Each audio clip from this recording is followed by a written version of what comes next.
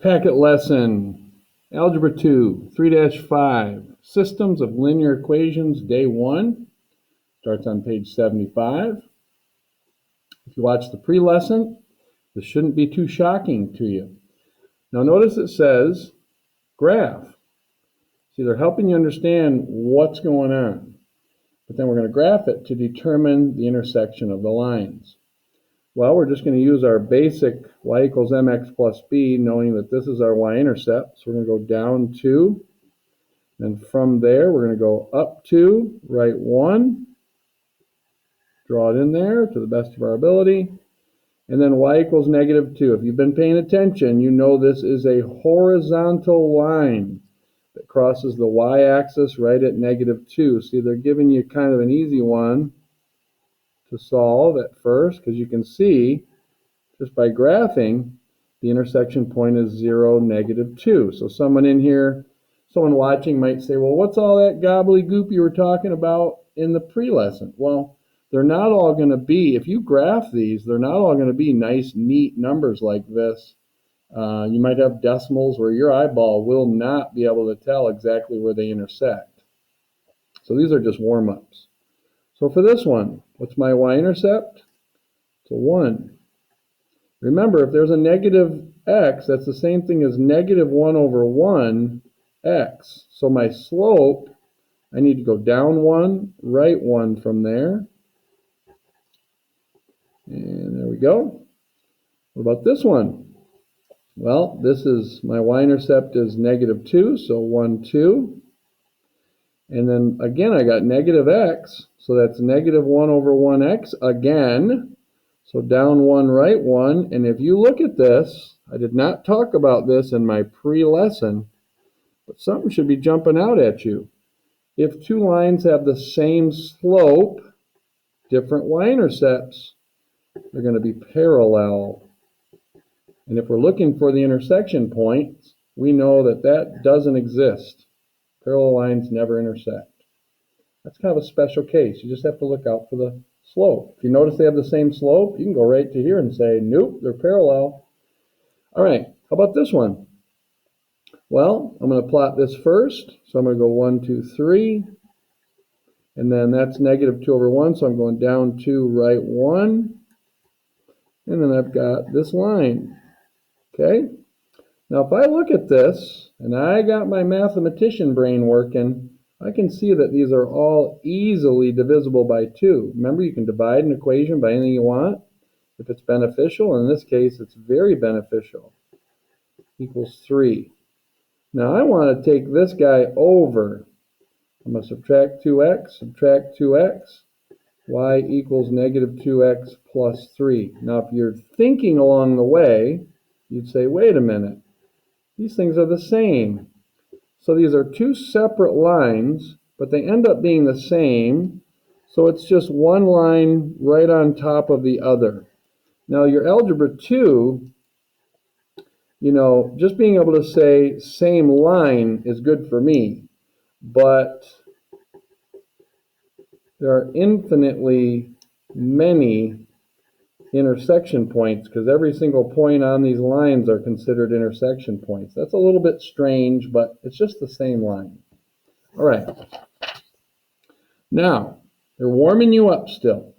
They're saying, is 3, 1 a solution, an intersection point to the system? What's a system? Just two lines. So they're asking you, is this common to both? How are you going to figure that out? Plug them in. So my x for this one, well, for both of them is 3 plus 1, because that's my y, equals 7. And that is true. So it's like, okay, that point satisfies this equation. So it's definitely on this line. But we got to check this one out. 3 times x minus y equals 8. Well, that's 9 minus 1 is 8. That is also true. What that means is, if I was to graph both of these lines, which I'm not, they would both go through that point right there. So something like this or something like this. Again, you're not supposed to graph it. You don't have to, because you can just plug them in and see if they're true for both. So now we're to finally the meat and potatoes. And this says solve the systems using the linear combination method, which is just another way of saying the elimination method or the addition method, just like I said on the pre-lesson. So we got our x's lined up, we got our y's lined up, equals, and our constants. Now, if I added them together right now, it wouldn't do me any good. I need opposites. So I notice this x right here is just begging me to multiply it by a -4 so I can get the opposite of this. So I get -4x plus 8y equals -20. I'm going to add these two. And now these cancel, which is good. 11y equals -11. See, these are going to work out a lot better than my sample problems on the pre-lesson. I get y is -1. Where can I put this? I can put it here, here, or here. I'm going to pick the top one because it just looks the easiest to me. Equals 5. So this is x plus 2 equals 5. Subtract 2, subtract 2. So I get x is 3. My answer is -1, 3. Did I trick you? Don't get those messed up. Just because I figured this out first doesn't mean it goes first. My x goes first. So it's going to be 3, -1. All right. Here's example 2. All right. Now, for the first time, I'm going to concentrate on my y's. And I'm going to eliminate my y's first just to show you that it's okay. Here's a positive y. Here's a 2y. So it sure would be nice if I could create a -2y. And I'm going to do that by multiplying this, all of it, by -2. So I'm going to go there. I get -4x. There, I get my -2y. Here, I get my -6. I am focusing on these. And if I add, I get -5x. Gone. And that gives me a -11. See, it's a pain in the butt, but I'm glad that not all your problems are going to work out all perfect for you. X equals 11/5. How am I going to find y? Well, I think the top one looks the easiest. So I'm going to go 2 times 11/5 plus y equals 3. Now, this is the same thing as 2 over 1. I tried to cross reduce and I can't, so I have to swoosh. 22/5 plus y equals 3. I'm going to make a little space here. So now I have to subtract 22/5, subtract 22/5. There we go. These cancel. End up with y equals.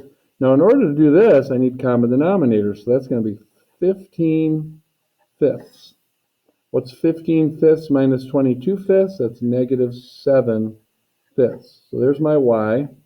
There's my x. How do I write it as an answer? 11/5, -7/5.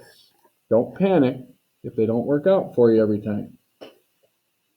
Okay, now I got my x column. I got a 3x and a 2x, so I'd have to create a 6x and a -6x.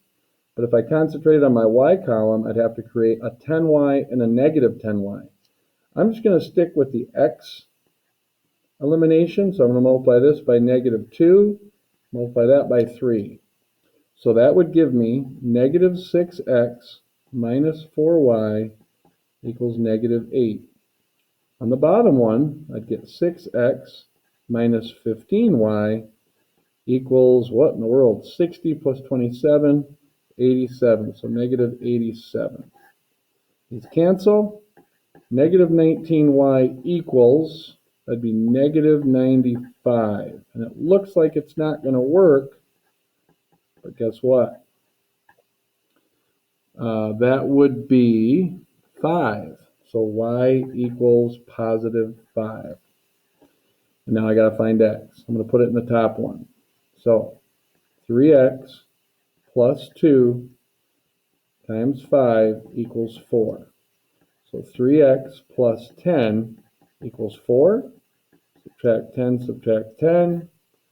3x equals -6, divide by 3, and I get x is -2.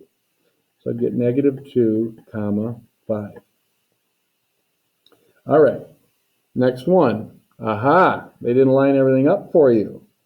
So we're going to take this one and call that our target goal. So we got to subtract 4, subtract 4. I'm going to rewrite all of this. So I'm just going to take that top one and rewrite it. And now I'm going to rewrite this one, 2x minus 5y equals negative 4. And again, I look at this, I'd need a positive 15 and a negative 15, but then I look at these, and all I got to do is multiply this one by negative 2. So I might as well attack my x column. And that will give me negative 4x plus 10y equals 8. Now, I'm not worried about this row anymore. I'm going to add this one to this one, because look what happens to my x's. They cancel. And then if I add this to this, I get 7y. 6 plus 8 is 14, and look at how this just worked out. But I still need to find x, so I'm going to put this back up here. So 4x minus 3 times 2 equals 6. This is negative 6, so I'm going to add 6 to both sides. And I get 4x equals 12 divided by 4, and I get x is 3. So my answer is 3, 2. Special cases. Remember the special cases? They're going to be parallel lines where there's no solution, or they're just going to be the same line, so they're going to be infinitely many. Infinitely many.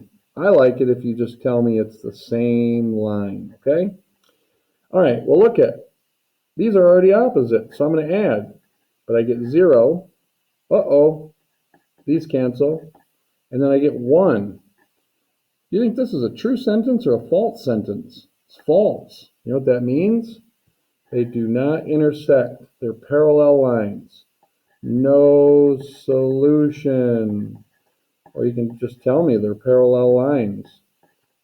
You're telling me the same thing.